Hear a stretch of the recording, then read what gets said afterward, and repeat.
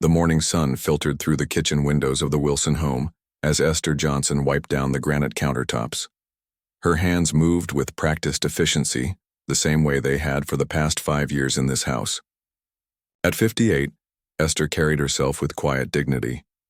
The lines on her face told stories of hard work and perseverance, of raising 3 children on her own after her husband passed, of 30 years cleaning other people's homes to put food on her own table.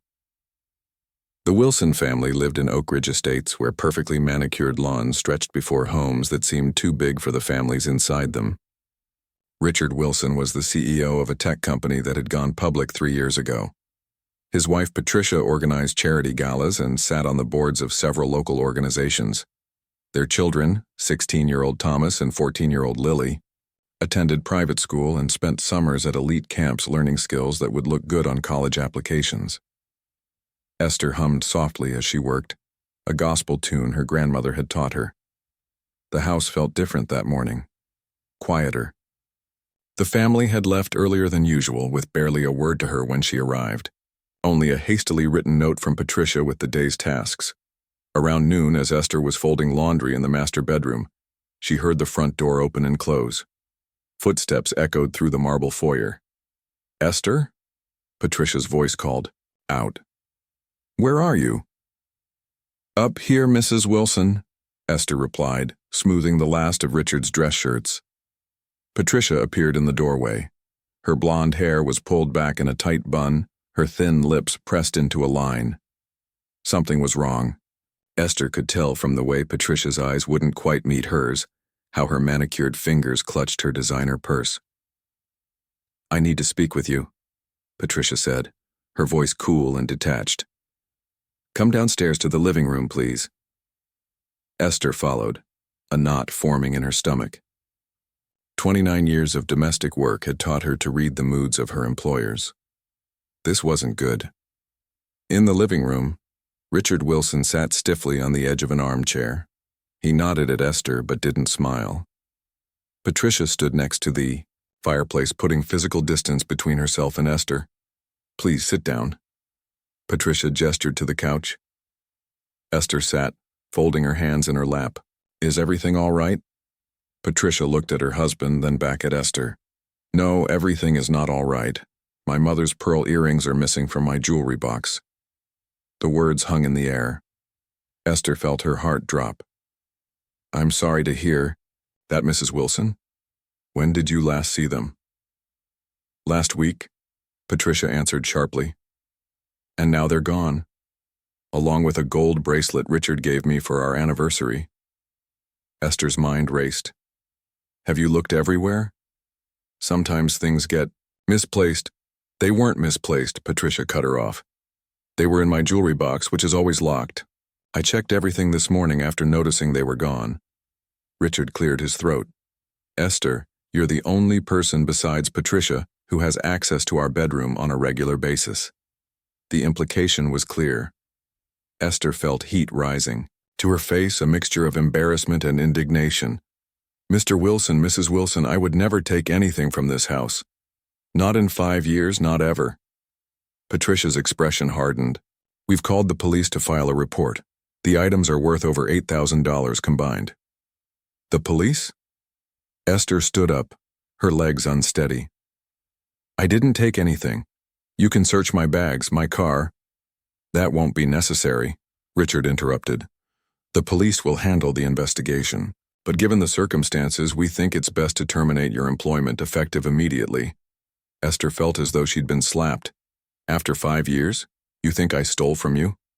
Based on what?"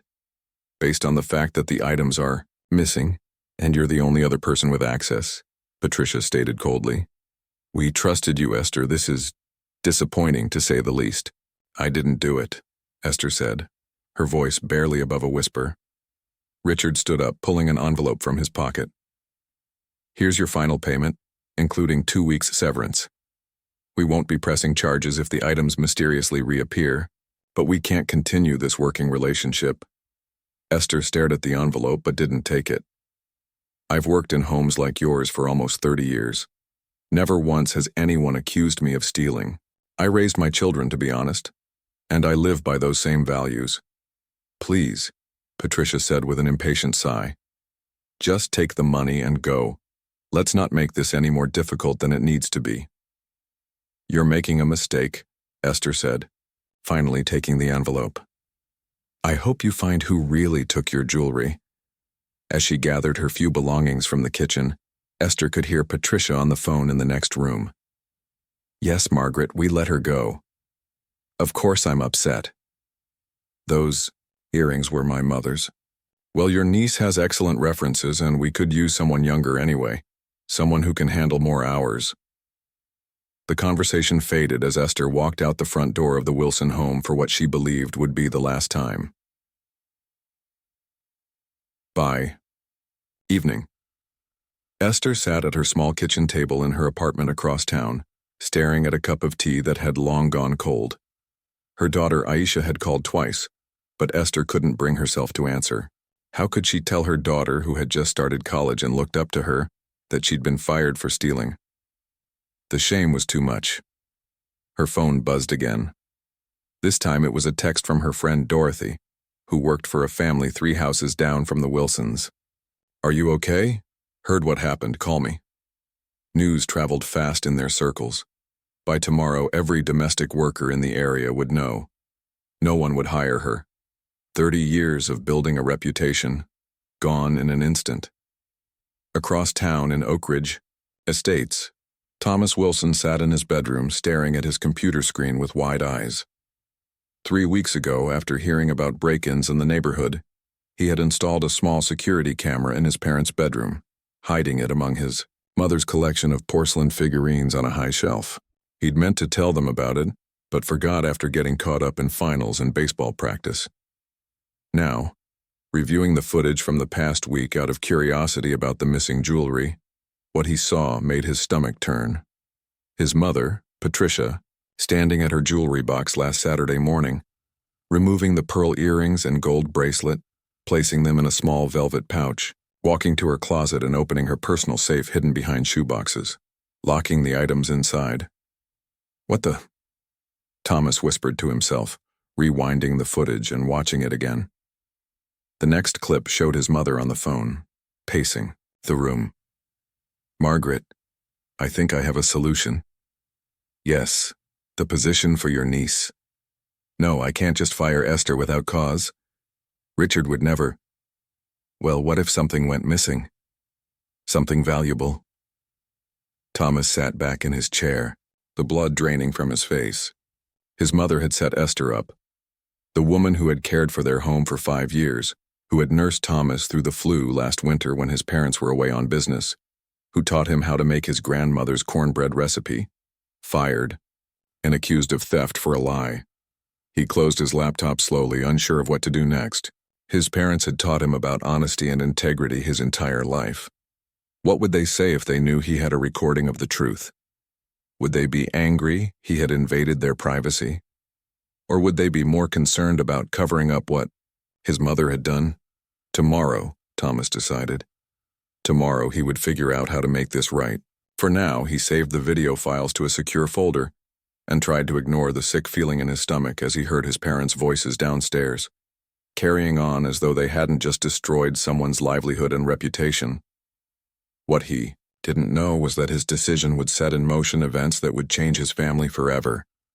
Thomas barely slept that night. Every time he closed his eyes, he saw Esther's face, the gentle smile she'd give him when he came home from school, the way her eyes crinkled at the corners when she laughed at his jokes. She had been more than just the help. She had been a constant caring presence in a house where his parents were often too busy to notice him. Morning came with the harsh sound of his alarm. Downstairs he could hear his mother on the phone, her voice cheerful as if yesterday had never happened. Thomas dressed slowly, dreading the moment he'd have to face her. In the kitchen, Patricia was arranging flowers in a vase while talking on speakerphone. Yes, she starts tomorrow. Your niece, Bethany, right? I'm sure she'll be wonderful, so much energy at that age. Thomas poured himself cereal, his appetite gone. His mother ended the call and turned to him with a bright smile. Good morning, sweetheart, did you sleep well? Not really, he mumbled. Patricia frowned slightly. Are you worried about your history test? You studied so hard, I'm sure you'll do fine. Thomas stared at his bowl, pushing the cereal around with his spoon. Mom, why did Esther leave yesterday? Dad said something about her not coming back. A shadow crossed Patricia's face before her practiced smile returned. Oh, it's unfortunate, but we had to let her go. Some valuable items went missing and, well, these things happen. What things? Stealing? Thomas, it's not appropriate to discuss this with you. Adult matters are complicated. But Esther wouldn't steal. She's honest. Patricia's smile tightened. Honey, sometimes people aren't who we think they are. Now finish your breakfast or you'll be late. Thomas felt sick. His mother was lying to his face with such ease. What else had she lied about over the years? At school, Thomas couldn't focus. During lunch, he found a quiet corner and pulled out his phone, looking up Esther's address from an old emergency contact list his parents kept. He needed to talk to her, to tell her what he knew. After school, instead of heading to baseball practice, Thomas took the bus across town. He'd never been to this part of the city before. The apartment buildings were smaller, closer together with none of the manicured lawns of Oak Ridge Estates. Children played in concrete courtyards, and neighbors called to each other from open windows. He found Esther's building and stood outside for several minutes, gathering his courage. What would he say? How could he explain that he had secretly recorded his parents' bedroom? Would she even want to see him? Finally, he pressed the buzzer for apartment 3B. Who is it?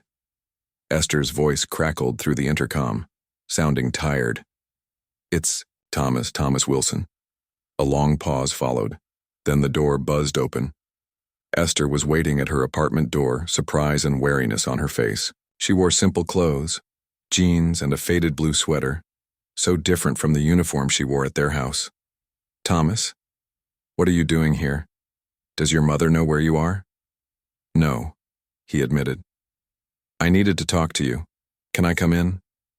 Esther hesitated, then stepped aside. Her apartment was small but warm, filled with family photos and handmade quilts. It smelled of cinnamon and something baking in the oven. I'm sorry to just show up, Thomas said, suddenly feeling awkward. But what happened yesterday, as it wasn't right? Esther sat down slowly in an armchair, gesturing for him to take a seat on the couch. Your parents made their decision. There's nothing to discuss. But you didn't take anything, Thomas blurted out. I know you didn't. Esther's eyes widened. What do you mean, you know? Thomas took a deep breath and pulled out his laptop from his backpack. After those break-ins last month, I got scared. I set up a camera in my parents' room to catch anyone who might break in. I forgot to tell them about it. Thomas, Esther said sharply, you recorded your parents' bedroom without permission? I know it was wrong, he said quickly. But look what it caught.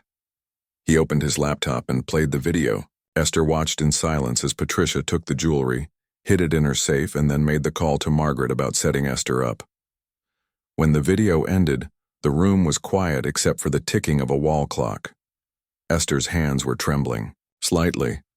I always thought your mother didn't care for me, she finally said, her voice steady despite the emotion in her eyes. But to do something like this... I'm so sorry, Thomas said, feeling tears prick at his eyes. What she did was wrong. I don't know what to do. Esther looked at him for a long moment. You're a good boy, Thomas. But this puts you in a terrible position. Those are your parents. They're wrong, Thomas insisted. Dad always talks about integrity in business. He says his reputation is everything. How is this any different? The world treats different people differently, Thomas. That's a hard lesson to learn at your age. So what do we do? I can't just let them get away with this. Everyone thinks you're a thief now.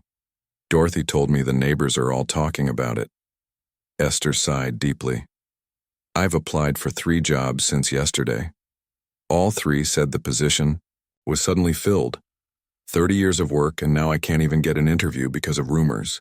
Thomas felt a surge of anger. We have to show them the video, make them tell everyone the truth. And what happens to you when they find out you recorded them without permission? I don't care. It's not right what they did to you. Esther reached out and patted his hand gently. Let me think about this. I appreciate you showing me the truth, but we need to be smart about how we handle it. They talked for another hour. Thomas learned about Esther's 3 children, her daughter in college, her older son who worked as an electrician, and her younger son serving in the military overseas. He saw pictures of her grandchildren and heard stories about her childhood in Georgia. For the first time, he saw Esther as a whole person with a life outside of her role in his home. As evening approached, Esther insisted on driving Thomas back to his neighborhood, though she parked a block away from his house. I don't want to cause more trouble, she explained. I'll figure out a way to make this right, Thomas promised. Be careful, Esther warned. And Thomas? Thank you for believing in me. That means more than you know. At home, Thomas found his parents and sister having dinner. They barely noticed his late arrival, accepting his excuse about a study session at the library. As he picked at his food, he studied his mother's face. How could she sit there so calmly, knowing what she had done? The next morning, Thomas woke up to the sound of unfamiliar footsteps in the hallway. A young woman with bright red nails and heavy perfume passed his bedroom door carrying cleaning supplies. Bethany, he presumed. Margaret's niece, the replacement. She smiled at him. Good morning, you must be Thomas. Your mom told me all about you. Thomas nodded stiffly and hurried downstairs. His father was at the kitchen island reading the newspaper while sipping coffee. Dad, can I talk to you? It's important. Richard looked up, distracted. Can it wait, son? I have an early meeting. It's about Esther. His father's expression closed off. That matter is settled, Thomas. But what if she didn't take anything? Shouldn't we be sure before ruining her reputation? Richard put down his coffee cup. Your mother saw the evidence herself. The jewelry was there, and then it wasn't. No one else had access. What if Mom was wrong? Thomas, I know you were fond of Esther, but this isn't your concern. These are adult matters. Thomas felt his resolve strengthening. Dad, what if there was proof that the jewelry wasn't stolen at all? Richard's brow furrowed. What are you talking about? Before Thomas could answer, Patricia walked in, dressed for her morning tennis match. What's going on?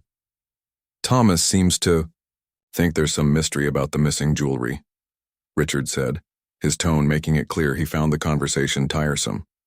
Patricia's smile faltered for just a second. Thomas, honey, I know this is upsetting. Esther was with us for a long time, but the evidence is clear. What evidence? Thomas challenged. You never even looked for the jewelry anywhere else. You just blamed Esther right away. That's enough, Richard said firmly. Go get ready for school. Thomas stood his ground. I know what really happened. The kitchen went silent. Patricia's face paled slightly. What do you mean? Thomas took a deep breath. This was the moment. Once he told them about the camera, everything would change. His relationship with his parents, their trust in him, possibly even their marriage if his father realized what his mother had done. But then he thought of Esther, unable to find work, her reputation destroyed. He thought of all the times she had stood up for him, cared for him, treated him with respect and kindness. I have proof, Thomas said, his voice steadier than he expected. And I think you both need to see it. Patricia's tennis racket slipped from her fingers, clattering against the kitchen tile. Proof of what exactly? Her voice had lost its usual confidence. Richard looked between his wife and son, confusion evident on his face. Thomas, what's going on? Thomas swallowed hard. There was no turning back now. After those break-ins in the neighborhood last month, I got worried. I set up a security camera in your bedroom to catch anyone who might try to steal something. You did what? Patricia's voice rose sharply. Richard held up his hand. Let him finish. I meant to tell you about it, but I forgot. Then yesterday, when I heard about Esther being fired for stealing, I checked the footage. Thomas looked directly at his mother. The camera recorded everything, Mom. Everything. Patricia's face went completely white. She gripped the edge of the counter. This is ridiculous. You had no right to invade our privacy like that. Patricia, Richard said quietly. What is he talking about? Thomas pulled out his phone. I can show you the video right now. This is absurd, Patricia said, her voice shaking. Richard, are you really going to let him get away with spying on us? This is our bedroom he's talking about. Richard's expression had hardened. I think I'd like to see what Thomas is referring to. No. Patricia's outburst echoed through the kitchen. Both Richard and Thomas stared at her. She took a deep breath, composing herself. I mean, this is a violation of our privacy. There are boundaries even with our children.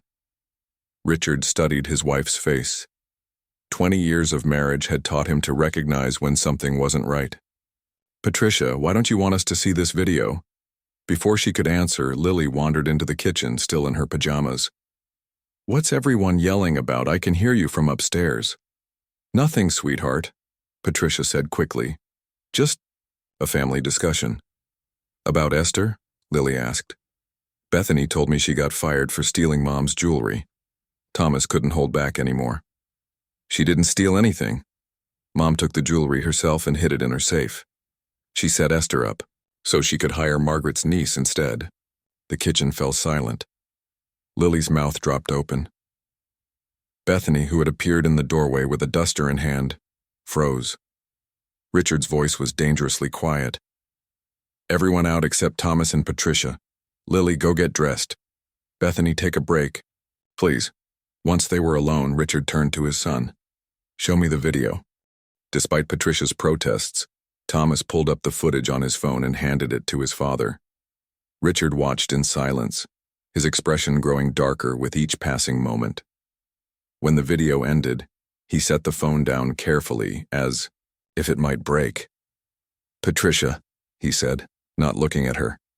Is this true? Richard, you can't possibly. Yes or no? Did you hide your own jewelry and blame Esther for stealing it? Patricia's composure cracked. You don't understand. Margaret's been trying to find a position for her niece for months. She's the president of the neighborhood association. Her husband is on the board of your company. We need their support. So you destroyed a woman's reputation and livelihood for a social connection? Richard's voice was filled with disbelief. Esther was getting too old anyway, Patricia said defensively. She couldn't keep up with everything anymore. And she was always talking to Thomas and Lily about her family problems, filling their heads with stories. It wasn't professional. Thomas felt a surge of anger. She talked to us because you and Dad were never around. She was the only adult who actually listened to us. That's enough, Thomas, Richard said, though his tone was gentle. He turned back to Patricia. Where is the jewelry now? Patricia crossed her arms. In my safe, like the video showed. Get it, Richard said. Now. After Patricia left the room, Richard sat heavily at the kitchen island. He looked at Thomas with a mixture of disappointment and pride. What you did, setting up that camera without permission, was wrong. But coming forward with the truth was brave. I went to see Esther yesterday, Thomas admitted. I showed her the video. Richard nodded slowly.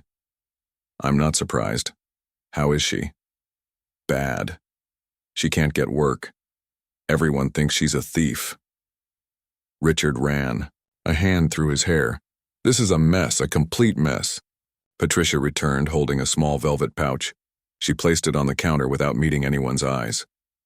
Richard opened it, confirming the pearl earrings and gold bracelet were inside. Call Esther, he told Patricia. Invite her here this afternoon. We need to fix this. Richard, be reasonable, Patricia pleaded. If we admit what happened, everyone will know. Think about your position, your reputation. My reputation? Richard laughed bitterly. What about Esther's? You destroyed 30 years of her good name for what? So you could do a favor for Margaret? It's more complicated than that.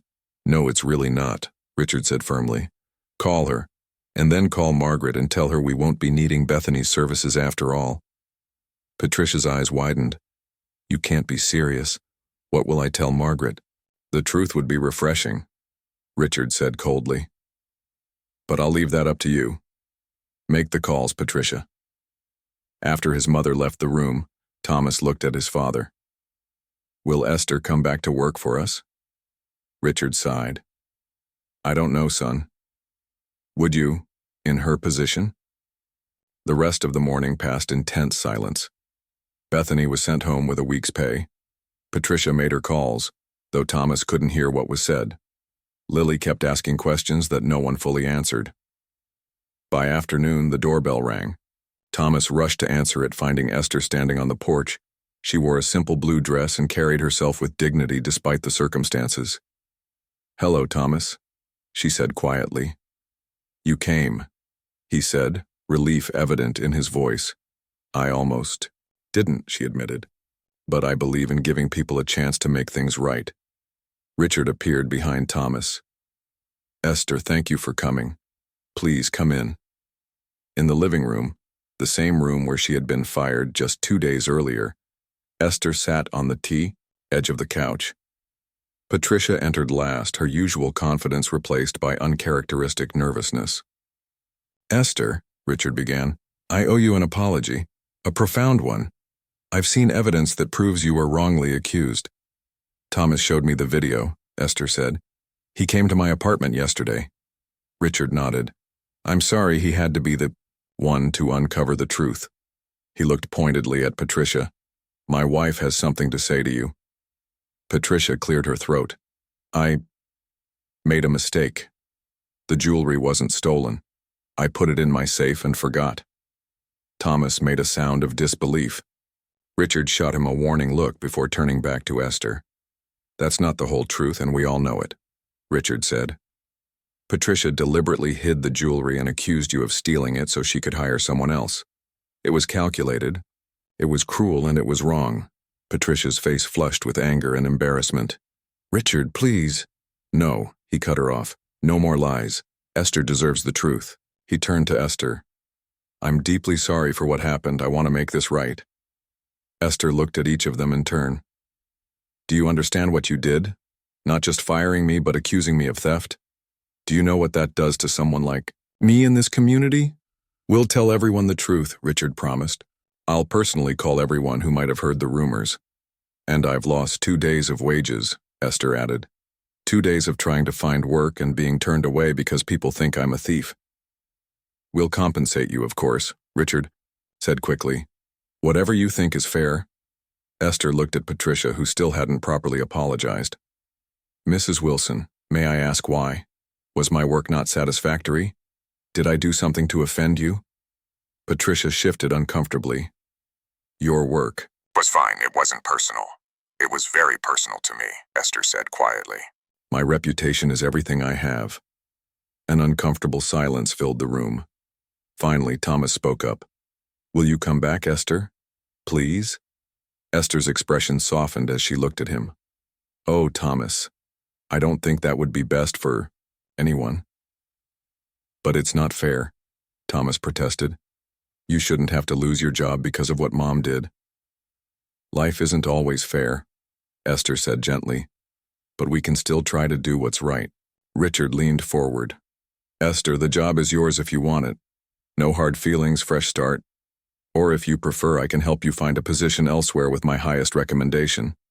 Esther thought for a moment. I appreciate the offer, Mr. Wilson, but I think it would be best if I moved on. However, I would appreciate that recommendation. Of course, Richard agreed. And about compensation? Would 3 months' salary help while you find a new position? That's very generous, Esther acknowledged. It's the least we can do, Richard said. He pulled out his checkbook and began writing. Patricia finally spoke up. I made a terrible mistake, Esther. I was wrong, and I'm sorry. Esther studied Patricia's face, looking for sincerity. Thank you for saying that, Mrs. Wilson. As Richard handed Esther the check, Thomas noticed Lily standing in the doorway, watching the scene unfold. She had been unusually quiet throughout this whole ordeal, but her eyes were sharp, taking everything in. After Esther left with promises from Richard to call anyone who needed to hear the truth, the family sat in uncomfortable silence. It was Lily who finally broke it. You know, she said thoughtfully, I always thought we were good people. That's what you taught us, right? To be honest, to treat others with respect. She looked directly at her mother. Was that all just talk? Patricia had no answer. As Thomas watched his sister walk away, he realized their family would never be quite the same again. The truth had come out, but the damage was done. To Esther, to their family, and to the image he had of his parents, especially his mother. What happened next would reveal the true character of the Wilson family, for better or worse. The Wilson house felt different in the days that followed. Conversations were shorter, the silences longer. Richard spent more time at the office, returning home late after Thomas and Lily had gone to bed. Patricia threw herself into planning the upcoming charity gala, making phone calls and arranging flowers as if nothing had changed. But everything had.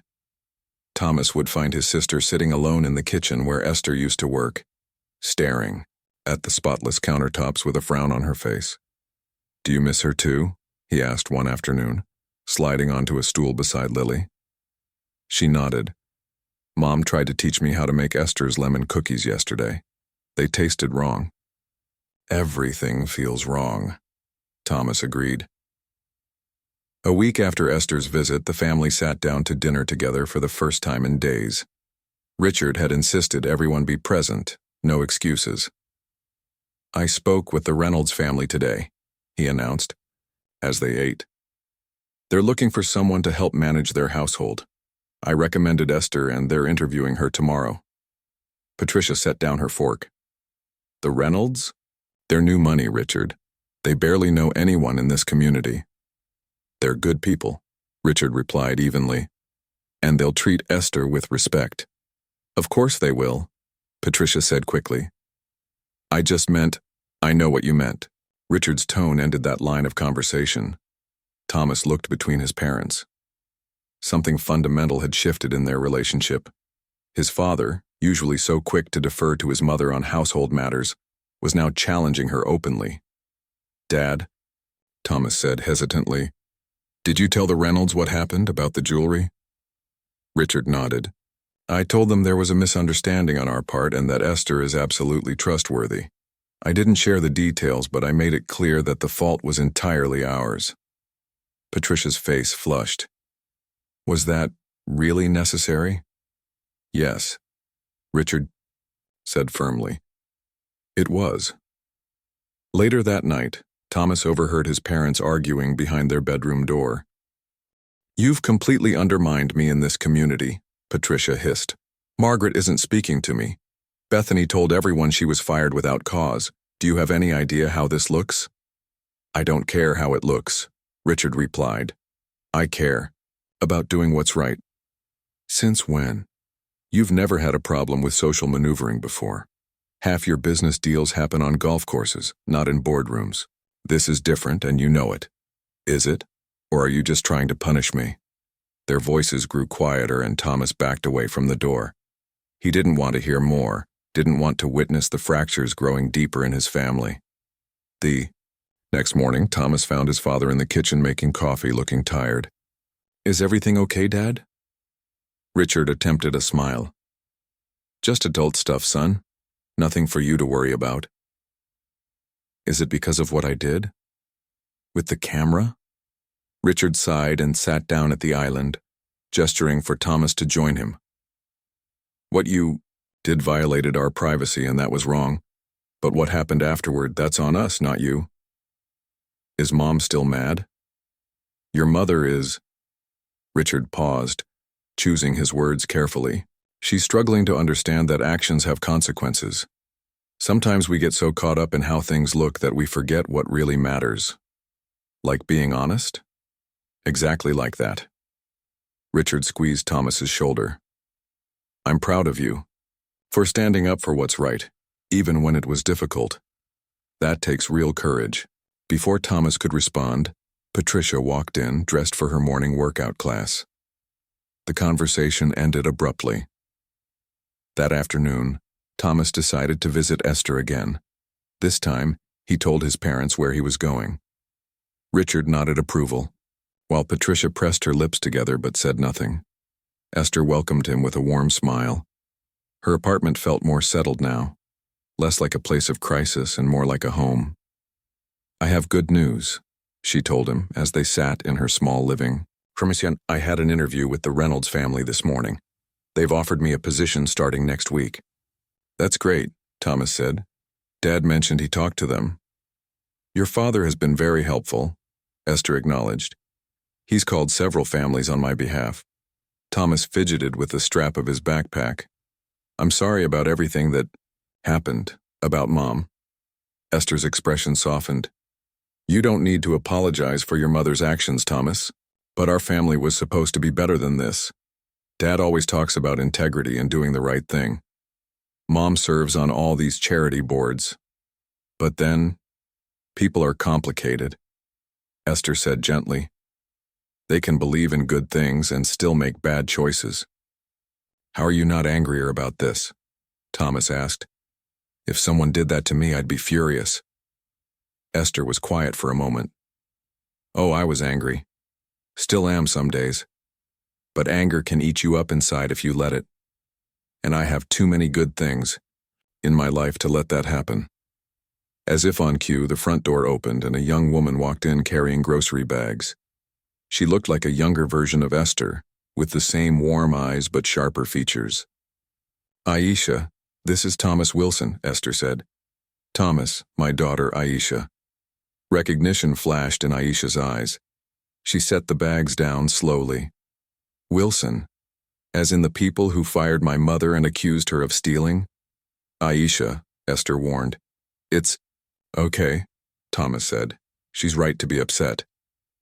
"Yes, I am," Aisha agreed, crossing her arms. "Do you have any idea what that did to her? 30 years of honest work, and suddenly she's labeled a thief?" "That's why I came forward with the video," Thomas said. "I couldn't let that happen to her." Aisha's expression softened slightly. "Mom told me about that.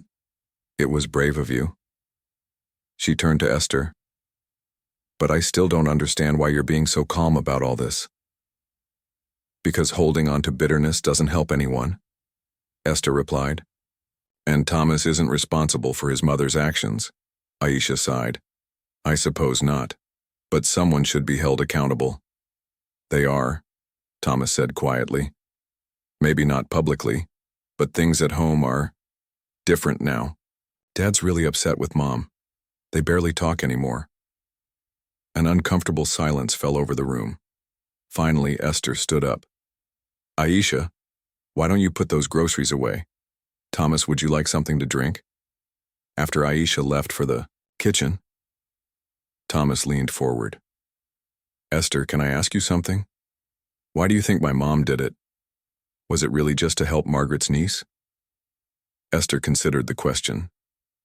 "I think it was more complicated than that. Your mother lives in a world where appearances matter very much. Sometimes when people focus too much on how things look from the outside, they forget to check if things are right on the inside. But why you? You never did anything wrong." "Sometimes people like me are easier targets," Esther said carefully.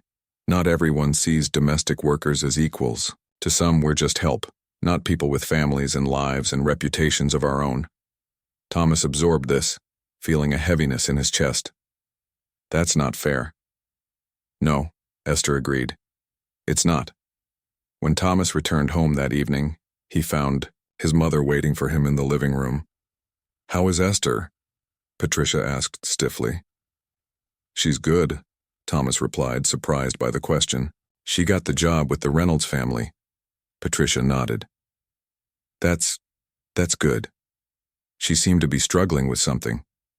"Thomas, I know you think I'm a terrible person for what I did." "I don't think you're terrible," Thomas said.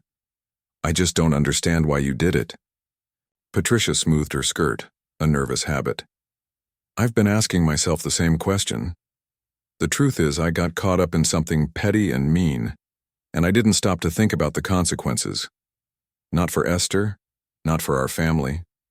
This was the most honest his mother had been since everything happened." Thomas sat down across from her. So what now? Now? Patricia sighed. Now I try to make amends. Your father has been clear about that. I've been invited to lunch with the neighborhood association tomorrow. I'm going to tell them the truth about what happened. Thomas's eyes widened. All of it? About setting Esther up? All of it, Patricia confirmed, though she looked pale at the thought. It won't be easy. Margaret is, well, she's not going to be happy, but it's the right thing to do. Is Dad making you do this? No. He suggested it, but the decision is mine. She looked directly at Thomas. I've spent so much time worrying about what other people think of me that I stopped thinking about who I really am. I don't want to be the kind of person who hurts others to get what I want. Thomas wasn't sure he believed her completely, but he recognized the effort she was making. I hope you mean that. I do, Patricia said. And Thomas? Thank you for showing me the kind of courage I should have had all along. The next day, the entire neighborhood was buzzing with the news. Patricia Wilson had publicly admitted to falsely accusing her housekeeper of theft. She had resigned from the charity board.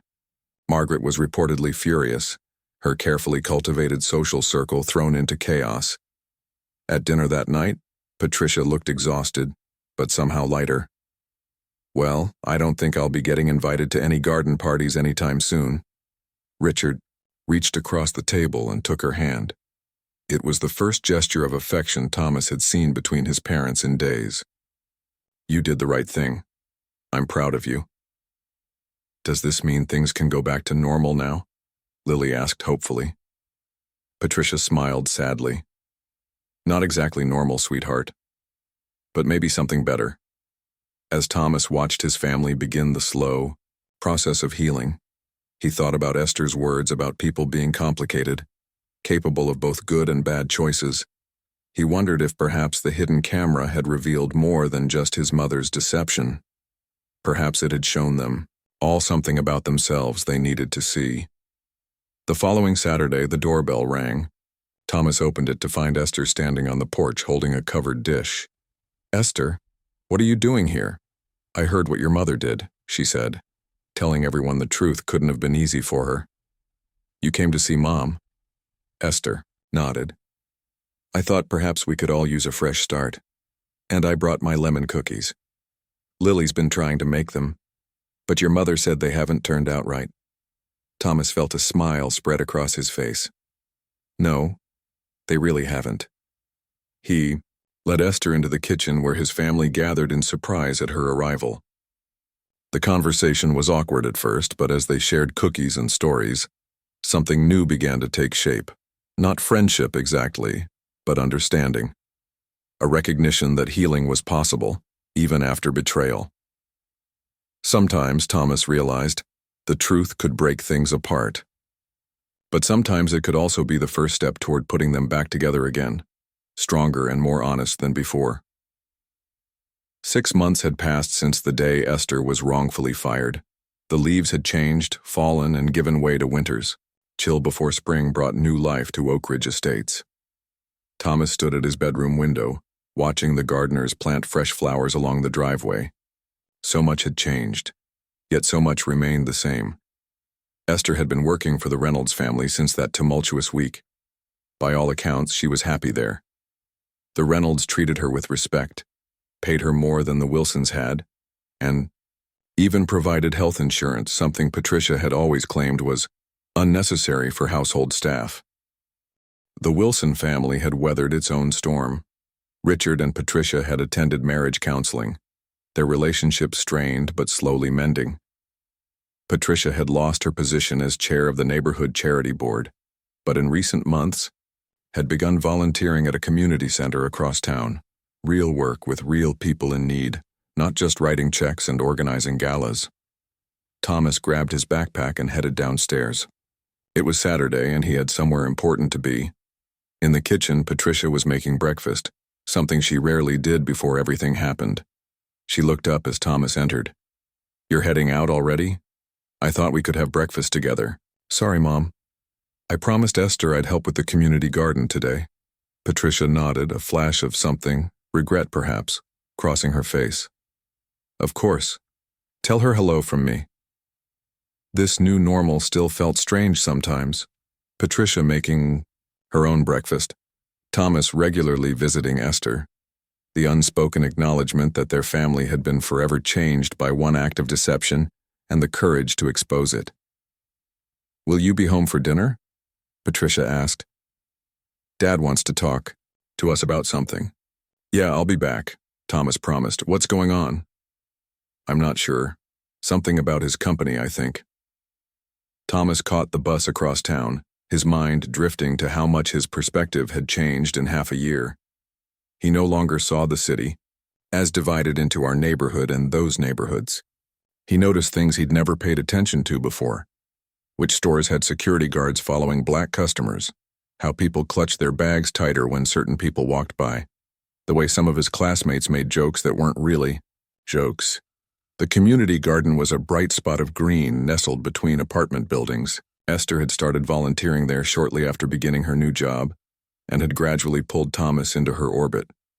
Today they were planting tomatoes with a group of local residents. There he is, Esther called out when she spotted him.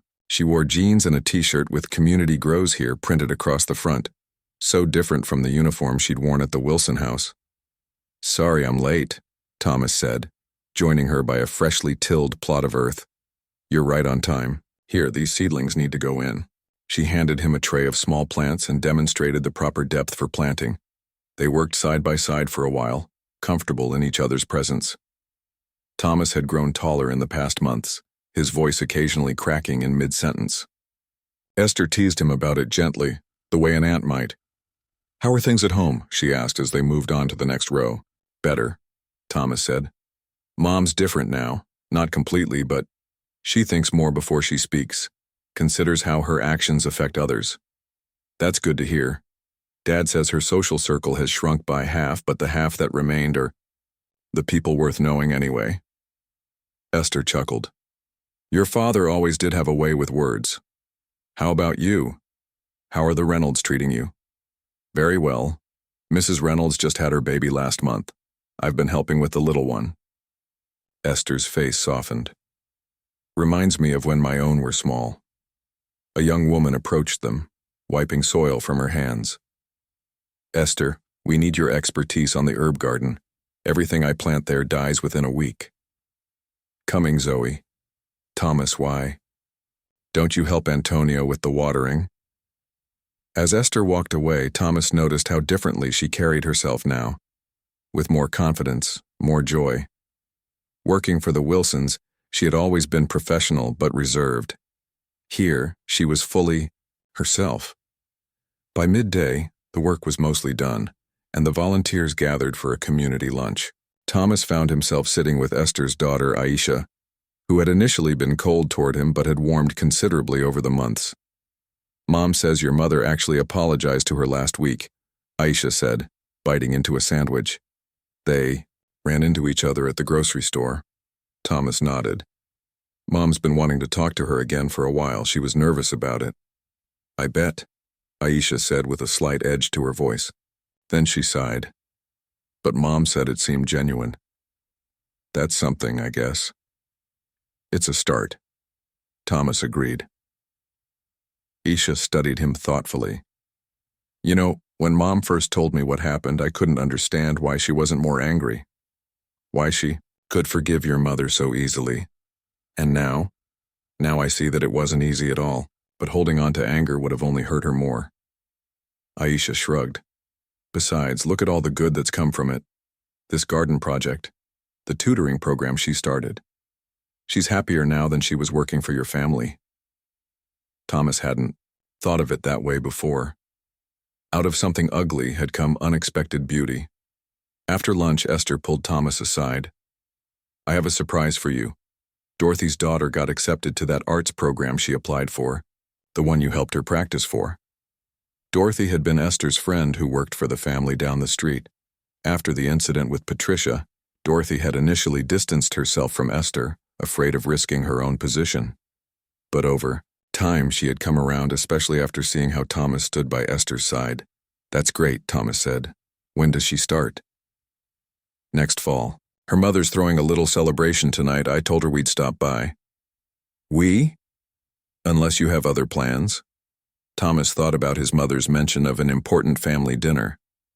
Actually, I should probably head home soon. Dad wants to talk to us about something. Esther's expression turned concerned. Everything all right? I think so. Mom said it's about his company. Well, you'd better not be late then. Family comes first. Thomas hesitated. Your family too, Esther. At least that's how I think of you. Esther's eyes softened. That means a lot, Thomas. More than you know. When Thomas arrived home, he found his parents and sister waiting in the living room. The atmosphere was tense, reminding him of that day 6 months ago when they'd confronted his mother about the video. What's going on?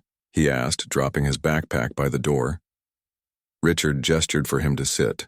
I have something important to discuss with all of you. Patricia looked nervous, her hands clasped tightly in her lap. Lily sat cross-legged on the floor, picking at a loose thread on her jeans. As you know, Richard began, the company has been doing very well this past year. The new product line exceeded our projections and the board has been pleased with our direction. Thomas nodded, uncertain where this was heading. I've been offered a promotion. Richard continued, Chief Operations Officer for the entire East Coast Division. Richard, that's wonderful, Patricia exclaimed. Why didn't you tell me earlier? Because there's a catch, Richard said grimly. The position is in Boston. We would need to relocate. The room fell silent. Thomas felt a cold weight settle in his stomach. Move? Leave Esther, the community garden, everything he'd built these past months? When would we go? Lily asked in a small voice.